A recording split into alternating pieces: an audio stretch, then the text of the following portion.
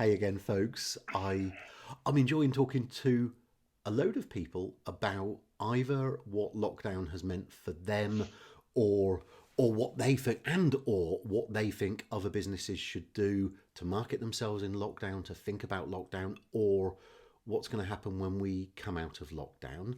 Um, I'm going to bring on any second now someone who I've known for about 5 years, someone who is actually my business partner, a director of the Networking Retreat Limited. But in his day job, Chris J runs Bascule Disability Training, and I'm really thrilled to actually be talking to you this afternoon because you've been busy. So as much as we work on the networking retreat together, we haven't had a huge amount of time to chat recently. No, I mean, one of the things I run Basque Disability Training. Hi everyone. So what we do in a nutshell is we go into businesses and we train them and we talk about what it's like to have a disability, communication techniques, how to create inclusive work environments, language and etiquette and legislation. And the reason I put all of that in there, because you said I've been busy, and I have, because I've moved all of my training online, something which I was quite resistant to do to begin with, but actually it's proved a real boon for my business. And is that have you done it because, like everyone, we've sort of been forced to adopt online in the last year? Because, like you, we talked about it with the networking retreat. We wanted to move a load of stuff online, but it was being forced to do it a year ago, which finally got me round to it. Has that been the sort of ultimately the motivation for you as well, that we can't do it face to face anymore? I was stubborn for a while. So obviously, as you know, Steph, and as people can see, I'm a wheelchair user. And part of delivering training for me is to have a real person with a real disability in the room to see the chair and for that to be part of breaking down barriers. I didn't think initially that I was going to have the same impact delivering training online that I would in person. And to a certain extent, online training has a bad reputation. You know, a lot of it's tick box, a lot of it's death by PowerPoint. You know, there's an awful lot of talk around blended learning. Um, and initially, I didn't see how I was going to deliver a product that I was comfortable with.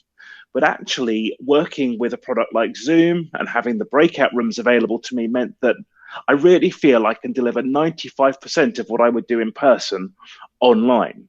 And it's really opened up huge possibilities. So if I compare it to my original business model, which was going to a company or a company coming to me and say, hey, let's train some staff. I said, okay, can you provide me a training space? Can I work in your office for a day, maybe train 60 staff? I'd do two or three 90-minute to 2 hour sessions. Um, the barrier to entry for that was very high. So I had to have a very good relationship with that business in order for that to work. Whereas now I can run open training sessions using Eventbrite as a ticketing system, and people can come along for 50 quid a head, and people from any business can join and get training. And what it's done is it's opened up a whole new part of the sales funnel.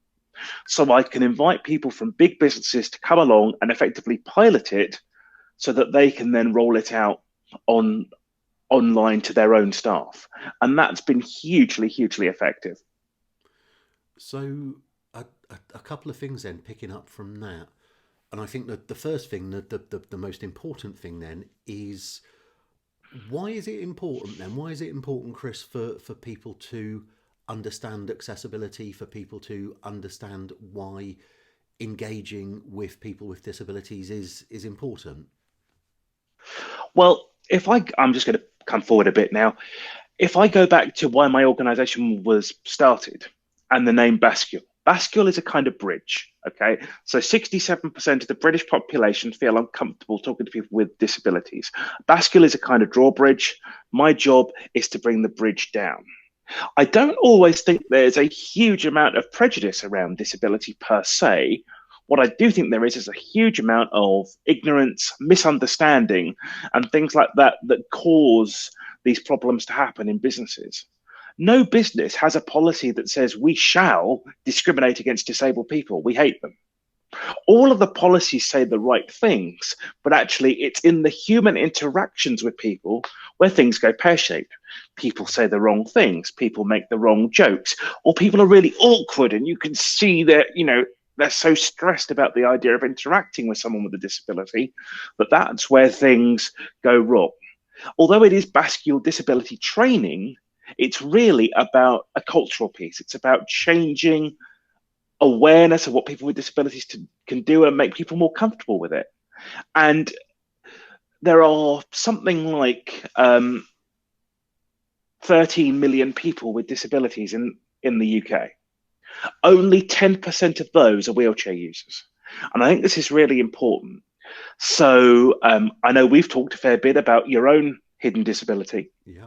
But equally, if we consider something like a hearing impairment, someone with long hair could very easily hide their hearing aids with it. So in reality, there's not just things like mental health, which of course are big issues.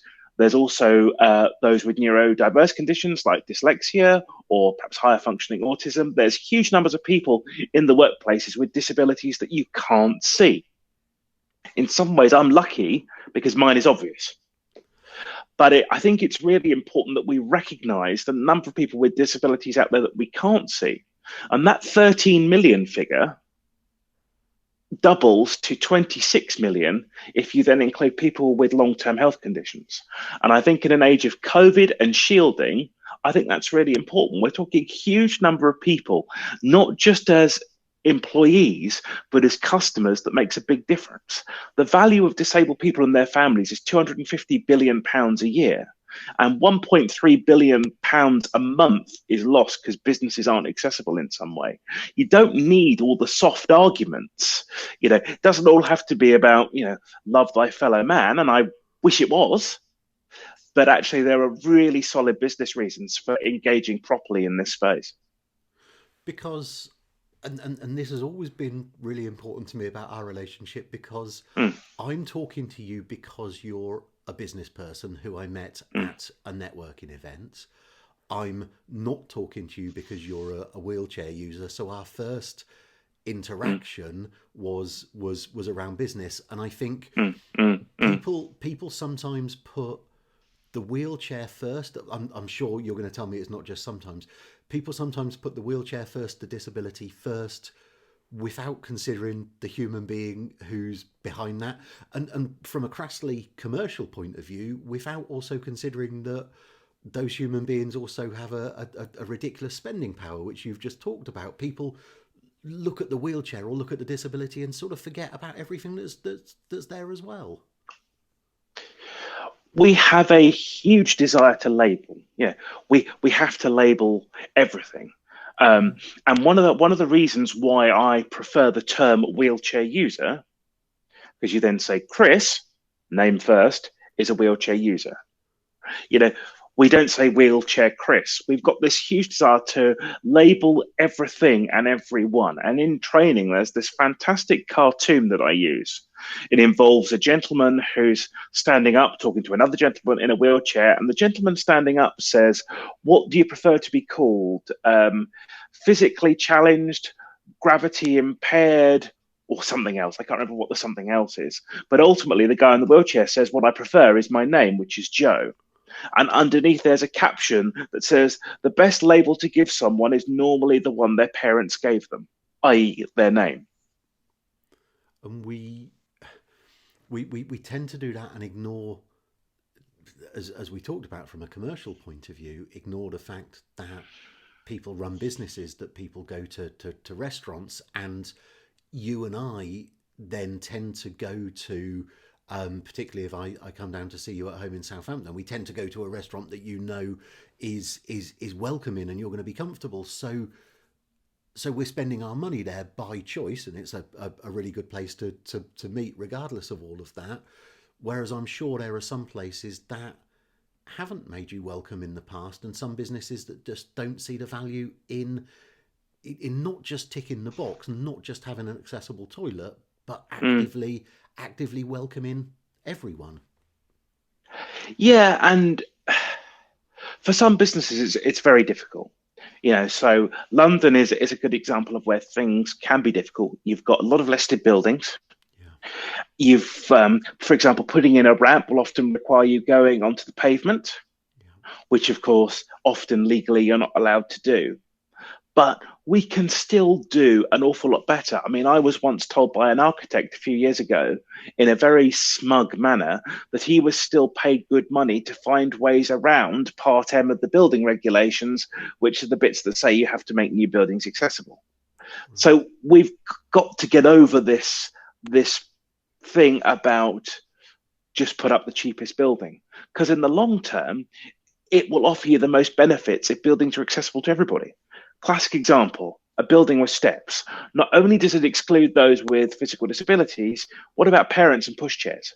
Yeah. Another segment of the population that you put off. If you're a mother with a pushchair and you've got a choice of two shops, let's say you've got a fast food restaurant and you've got a traditional sandwich bar of one kind or another. One's got a ramp and one's got stairs. Chances are, irrespective of which food you really wanted, you're going to go for the one with the ramp. And it's that's why I see it as important, which sort of leads to the next question. Then I guess the Mm, mm, you I've seen the opportunity in running my courses online because it meant that yesterday I could run a course with people in various parts of the UK and mm. I didn't have to travel. This this huge move towards virtual and hybrid events, which we've talked about already, that's going to have a whole load of implications. Has that made everyone's life easier now that we can do everything from home? Now that you don't have to travel to conferences and travel to address your training and so on, has that made everyone's life easier? I think you have to separate that out into multiple categories. Firstly, if I talk about me as someone primarily with a physical disability, absolutely it has made my life easier, because not only has it, as I said, it opened up the sales funnel. So I can invite people on and I can run open sessions from people from a variety of different business sizes. That's great. Networking now doesn't matter what kind of building it's in. And there have been some quite well-known networking organizations where I've rocked up to a venue and found that I can't get in, which is Yeah. A, embarrassing, and B, irritating.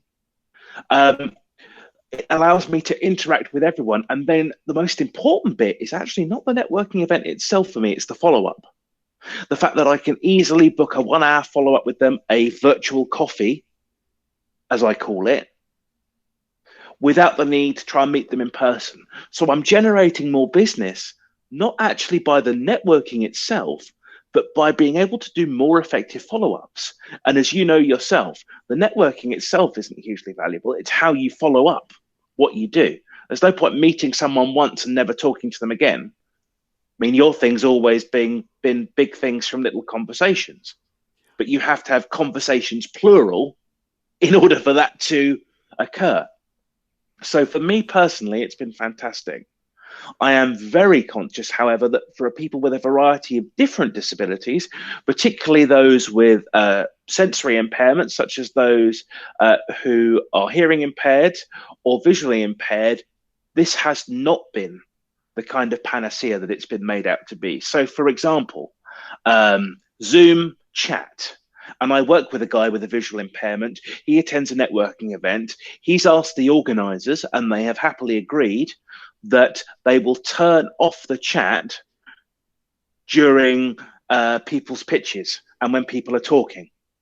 So there is a set period during the event when people can post their stuff, but actually the rest of the time the chat is turned off. Why? Because his text-to-speech engine is reading out the chat simultaneously when people are talking, which means he can't actually hear anything. And for those with hearing impairments, unless someone's in a very well-lit room, then they don't have the chance to read lips. And we do have this big problem. And my concern has been, oh, we're going to come out of this. Oh, disabled people work from home, don't they? Not because it's better for them, but because it's easier on the business, that they don't have to adapt the building and everything. And I've got news for those people. All of those requirements that apply to the workplace also apply to home. So if you are going to have someone working from home, and we originally thought this was going to be for a couple of months, and then we'd all go back to normal. Things like ergonomic chairs, display screen adjustment, and all of that still apply on employees who are working at home. Businesses still have that legal duty. And what we're seeing now is a huge amount of people with back problems, RSI, because, of course, they're sat at home, hunched over a laptop on the sofa, because perhaps their children are using the desk for their schoolwork. Home working only works if you live with people who are happy, for example, for you to close off the living room, Steph, because I know you're probably in the living room right now. It's exactly where I am. And for someone like me who lives alone, I've got my office, and I actually use my hallway normally for Zoom training. So it's not a panacea if you don't have the space and the equipment, or if you've got certain needs. So I think blended is going to be a really interesting approach. You and I were talking about this off air, weren't we? We were, and it's not just events. We've talked about blended and hybrid networking events and conferences where there will be the live event, but that will also be streamed. People will be able to join in by Zoom. I think there'll be a lot of that. Whilst you're talking, one of the things that I've been thinking about is the fact that a number of big businesses, and I know you work with some pretty big organisations, a number of big businesses have now started talking about hybrid working, that now we've had a year of seeing how this works, they will move to a situation where people work much more of the time from home than they've ever done so in the past. So as you've said, for some people that'll be a benefit, but it's not perfect, is it? It probably throws up just as many challenges as it solves along the way. It does. And I have to be honest, I've attended hybrid meetings thus far with people in a room, particularly last summer when we were sort of opening up a bit.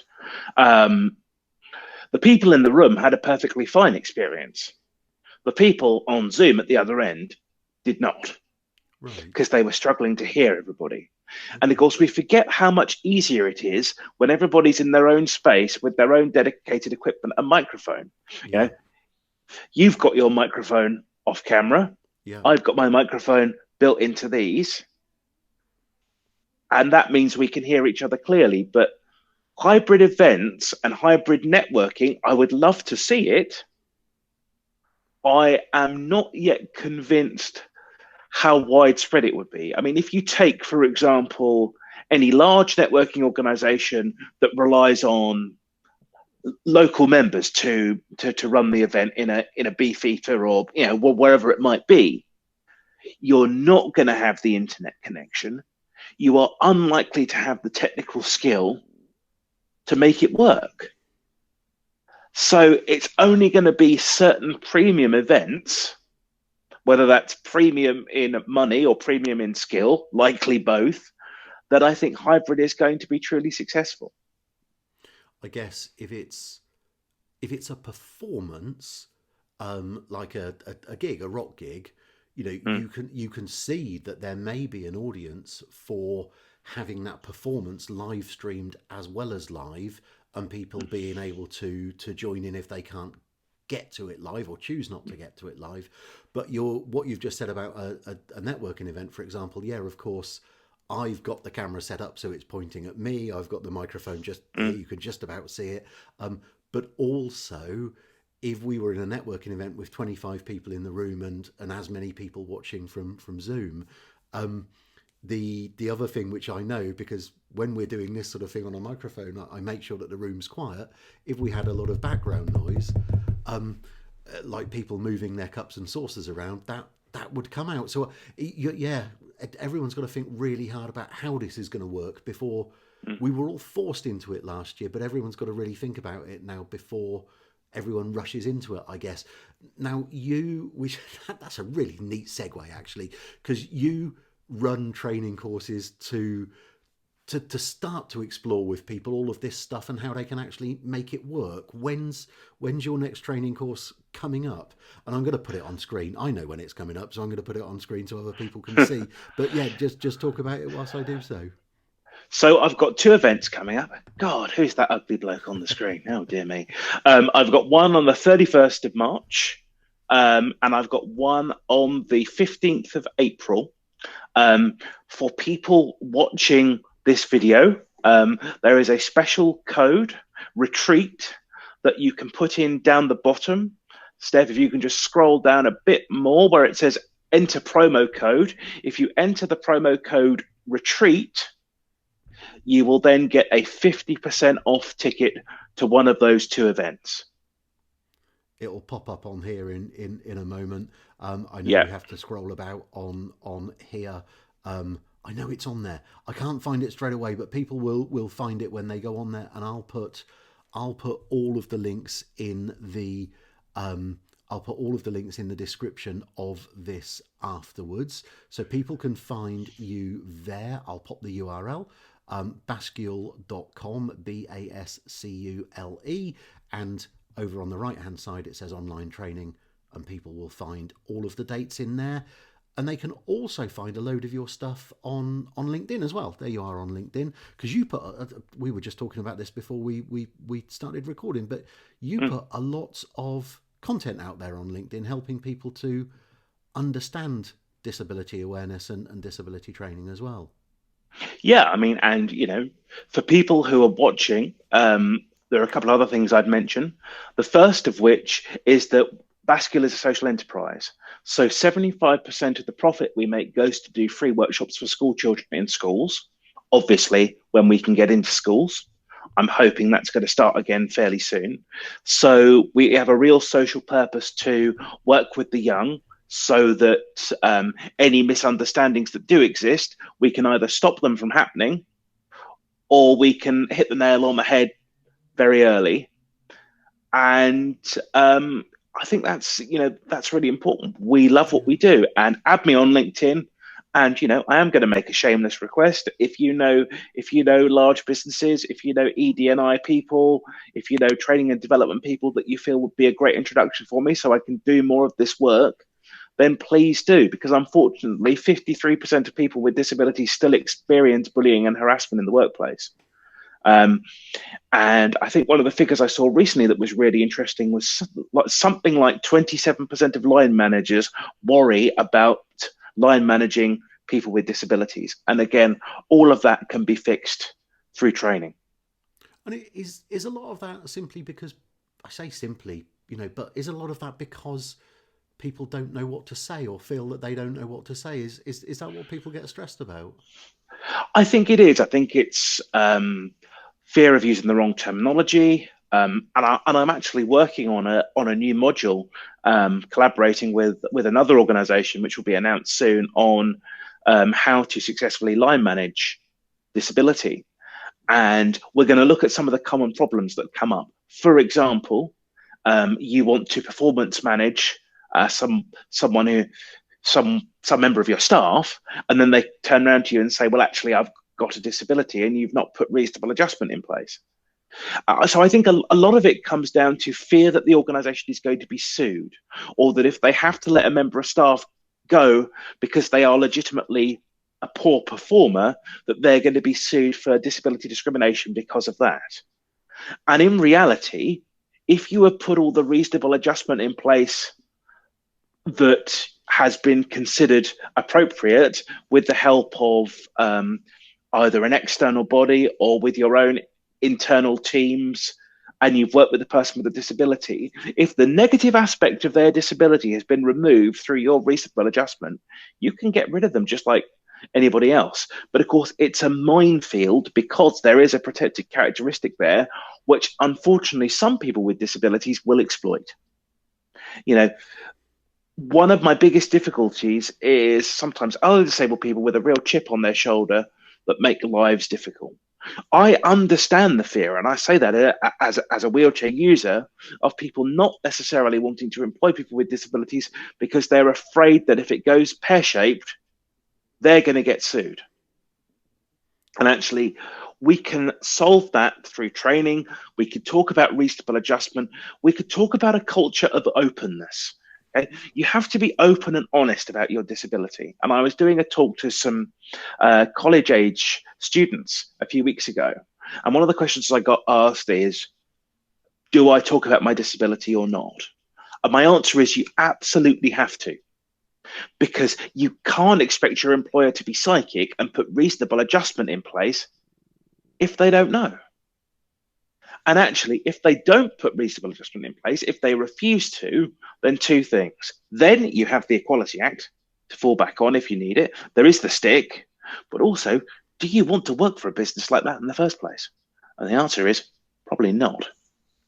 I think that's a really important piece, because I'm doing some side work with someone else on the Sunday Times 100 best companies to work for and so on, and Mm, a lot of companies who get this right and get other things right as well end up mm, attracting the best employees, the best workers, and mm. some of those, as you've already told us the percentages, some of those will have disabilities. So, visible disabilities or hidden disabilities. But nevertheless, those employers who get it right, we know that they attract the very best staff. So there are huge benefits for the employer in getting this right, as well as avoiding the fear of being sued at the other end. But also, we're seeing more and more research about the benefits of hiring people who are neurodiverse. For example, the idea of, it's a cliche, out of the box thinking. Yeah, the idea of different ways of looking at things. And companies like Microsoft have created areas, for example, for those on the autistic spectrum or those with other neurodiverse conditions, where the lighting and other things are adjusted to suit their needs. Why are they doing this? It's partly because they like their staff and they want to help their staff. It's partly because they like the good PR, because I've just mentioned them as a good example. And of course, it does help. But it's also because that allows them to get the best performing members of staff. Why do you want to go to work with a proverbial arm and a leg tied behind your back? Don't you want to bring your best self to work? Don't you want to have the best chance of getting that promotion or, really standing out? So you have to embrace your disability, and it has to be the disabilities too that you can't see. So this, Steph, as well as my physical disability, I also suffer from anxiety and depression. Now, I can choose to keep that hidden if I so wish, but actually, there's no point, because I need an organization to embrace all of me. Now, I'm lucky that my issues are actually fairly well medicated, but there are times, which I know you appreciate, where things don't work quite so well. And for me, that's really, really important that people are aware. And if you're honest with them and your performance is good, then you get the best. I remember, as you know, I used to run a charity called Enable Me. And I remember I was hiring a member of staff. And at interview, she actually admitted isn't the wrong word. She told us, because admitted sounds negative, and we've really got to ban terms like disclosure again. Oh, by the way, I'm disclosing I slept with another woman. It's that kind of negative Yeah. thing. So she told us quite willingly that she was agoraphobic, and she'd never told an employer before. And why did she tell us at interview? Because I feel you are the kind of organization that would be supportive of my needs. And that is where I want every organization to get to. Plaster it all over your website and your paperwork and your social media. We want people from a variety of different backgrounds, whether it's different ethnic backgrounds, different orientations, different disabilities. We want you, because it's very easy when you're in a minority to think, well, they say they want everybody, but they don't want me. So you have to make it obvious. It's like those old posters. Your country needs you, and you've really got to do that you bit. Say we welcome disabilities and we welcome different backgrounds and everything else. It's very easy to assume that people will feel welcome because they have an equality and diversity policy. Bloody say it. I like that. I love the fact that I know this about you, but for you, this is. I know it's labelled as a business, but it's a mission. It's an absolute passion for you to get this message out there to Mm. as many businesses as possible. I mean, I've gone as far as calling it a calling. Right. Good. It, to an extent, it does feel a bit like a religious calling. And I couldn't tell you why. I mean, when I was much younger, when I was a student, I thought, oh, disability. You know, I had no interest in engaging in this area at all. And I want to make it really clear that not everybody with disabilities has to choose to engage in this area. I'm in this area by choice as part of a journey of acceptance around my disability. As a kid, I hated it. I hated my body. I hated the things I couldn't do. The older I got to grudging acceptance. And finally, I thought, actually, there are some things that I can do with this disability that I would not be able to do otherwise. Yeah. I couldn't lead this mission so passionately. I wouldn't have the moral authority to talk about it if it wasn't for my disability. So I suppose this is the natural consequence of fully embracing my disability, I guess. It comes through the not the backstory, and I'm glad you've just told us that, but the passion for it just Mm, completely comes through in everything that you do. mm, The fact that this is, yes, you run training courses and you charge people for that, and as you say, it's a social enterprise. But with all of that, you're very obviously doing it from the heart. You're very obviously doing it from a place of really wanting to get this message out there for everyone's benefit, mm. not just from a bleeding heart point of view, but for the benefits of the businesses who choose to listen to you as well. And on that, that seems a sensible place to sort of wrap it up this afternoon, because I always do enjoy chatting to you, and this afternoon I think you've told us a lot of things which a lot of businesses will find useful. I will make sure in the description of this that goes out on video and on Mm. podcast that people can find out where to book the training courses. Any last words for us, Chris, for people who are out there and listening and either run businesses or have got a disability themselves? For people who've got a disability themselves, don't give up. The right business is out there for you. Hell, if you can't find it, start your own damn business. Be Yeah. an entrepreneur with a disability. You and I know several people with disabilities who've started up their own businesses and have done well. And if you're a business, don't be that guy or girl that does nothing. As much as I would love for you to sign up for my training, 50% off, 31st March, 15th April, I'm much keener that you get the training from somewhere. Yeah. It's really important that you engage with this area and you train the entire staff. Okay, there's no point having an equality and diversity team if actually the receptionist doesn't know, doesn't care, and immediately puts people off when they walk through the front door. Yeah. So the training has to be universal. Please take it on, because it'll make a huge difference to you, to your customers, and to your employees. Because if 1 in 5 people have a disability, the chances of you not having someone with a disability on your team, whether you know about it or not, is pretty small. I love that. Chris, thank you ever so much for your time this afternoon. It's been really lovely to speak to you. Steph, always a pleasure.